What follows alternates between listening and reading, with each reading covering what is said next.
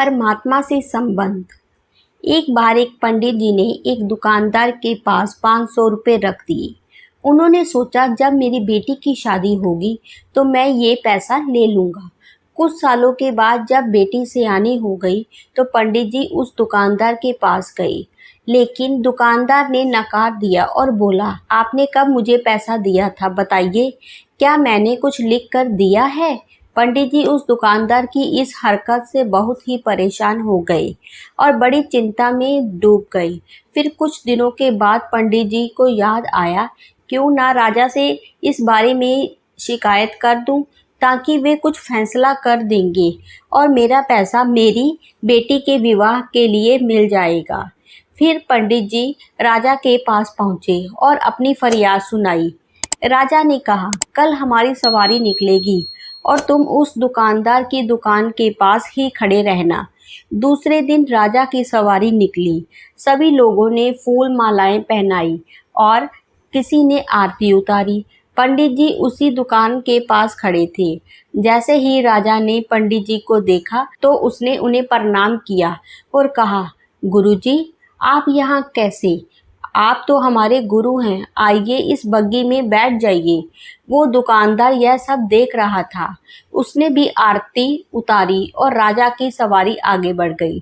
थोड़ी दूर चलने के बाद राजा ने पंडित जी को बग्गी से नीचे उतार दिया और कहा, पंडित जी, हमने आपका काम कर दिया है, अब आगे आपका भाग्य। उधर वो दुकानदार यह सब देखकर हैरान था कि पंडित जी की तो राजा से बहुत ही अच्छी सांठ-गांठ है, कहीं वे मेरा कबाड़ा ही ना करा दे। दुकानदार ने तत्काल अपने मुनीम को पंडित जी को ढूंढ कर लाने को कहा। पंडित जी एक पेड़ के नीचे बैठकर कुछ विचार विमर्श कर रहे थे। मुनीम जी बड़े ही आदर के साथ उन्हें अपने साथ ले आए। दुकानदार ने आते ही पंडित जी को प्रणाम किया और बोला, पंडित जी, मैंने काफ़ी मेहनत की और पुराने खातों को देखा तो पाया कि खाते में आपका 500 रुपया जमा है और पिछले 10 सालों में ब्याज के 12,000 रुपये भी हो गए हैं। पंडित जी, आपकी बेटी भी तो मेरी बेटी जैसी ही है, अतः 1,000 रुपये आप मेरी तरफ से ले जाइए और उसे बेटी की शादी में लगा दीजिए। इस प्रकार उस दुकानदार ने पंडित जी को 13,500 रुपये देकर बड़े ही प्रेम के साथ विदा किया।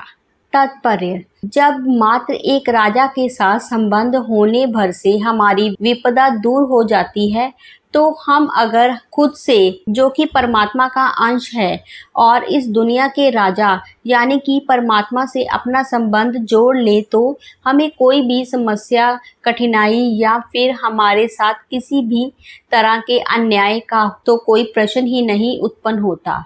तो हमेशा से उस परमात्मा का धन्यवाद करते रहे और उनके समीप रहे। उम्मीद करती हूँ ये स्टोरी आपको पसंद आई होगी। हमें अपनी राय ज़रूर बताएं। कहानी पसंद आई हो तो चैनल को लाइक, कमेंट्स और शेयर ज़रूर करें। चैनल पर आप नए हैं तो चैनल को सब्सक्राइब ज़रूर करें। धन्यवाद।